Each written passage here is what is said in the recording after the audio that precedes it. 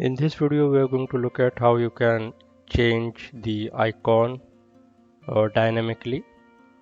Like, let's say you have a save icon, you want to change it to edit, or you have edit icon, you want to change the display of the icon to save.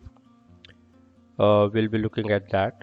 So sometimes it might happen that you don't have enough space to add more icons or multiple controls on the screen, or you're short of space. For example, in this screen, in this gallery, I have edit icon and then navigate view item details icon. So here when I edit, I wanted to have a save icon, I wanted to have a cancel icon as well. So you can conditionally of course show hide icons, but you need to add multiple icons, you might need more space. So what if we can use the same control and just change the display of this icon? If that is possible, then that would be great, right? So what I've done, this is my icon control, and there is a property called icon which you can set dynamically.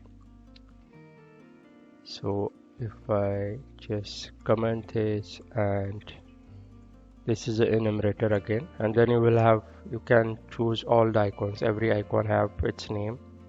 For example, this is what I'm using currently is icon.edit. So on some condition, if you want to change it, you can do that. So just for example, what I've done here is, if you are editing current item, a current record, then I want to change the display of the icon to save icon.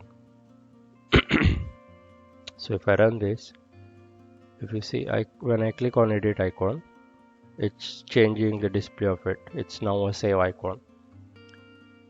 So this is, you don't need to add multiple controls on the screen. You can use same control to fulfill your logic or requirement, and then you are using very short space for that.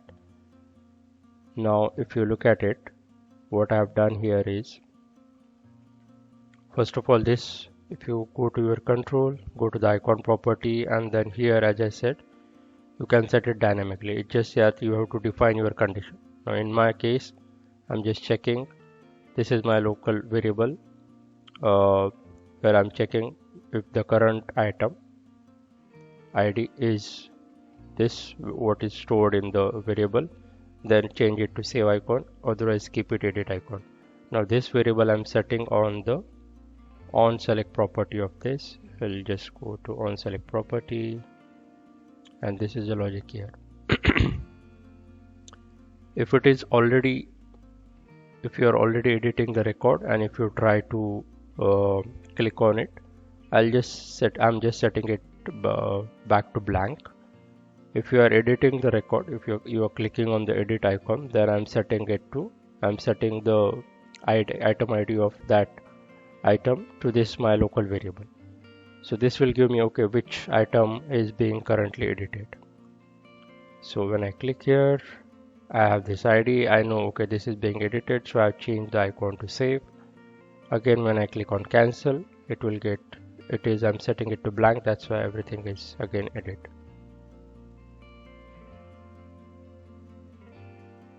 Well, that's what I wanted to show quickly, that how you can set the icon property dynamically. You just have to define your own condition and use icon property here.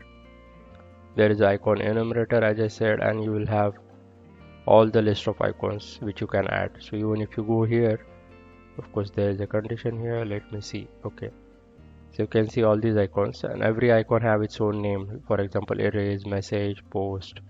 So you'll be able to find the icon by the name in the icon enumerator. Well, that's it. I'll come back with another video. Stay tuned. Thank you so much for watching.